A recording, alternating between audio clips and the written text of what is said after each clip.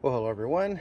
This is my son's 2012 Chevy Volt, and we need to change the windshield wipers. So I'm going to show you how to do that now. We picked these up for his car. There's many different types of windshield wipers you can buy, but these Rain-X ones are the ones we ordered, and they are a B-26-2.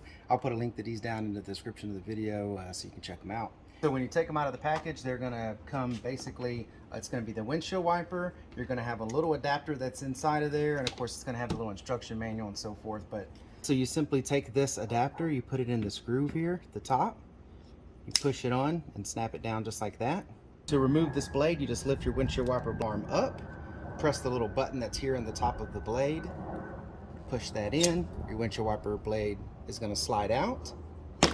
You take the new one that you just put the adapter and everything on, push it to the top of this, and you just slide it on. It should snap into place, and this little button here should slide in nice and tight.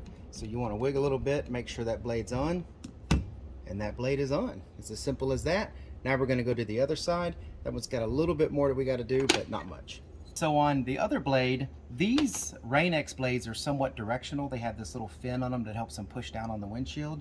So on the first one that we put on, you can see the blade is pointing where it goes up like this. That's fine, that's the way it comes. But on the other blade, if you noticed the last time we installed these, we put it on backwards, so when it's moving, the wind's not pushing it to the windshield. So what you have to do is you have to take this plastic thing off. It just pops off, right? You have to make sure that you get the blade in the right direction to where the wind's going to push this blade to the windshield.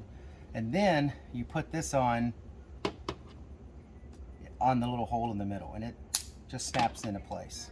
So now that that's on, then we push this little piece in, push to the top, snap it on. Again, we lift this windshield wiper arm up, press the button on the top of the arm to pull it out.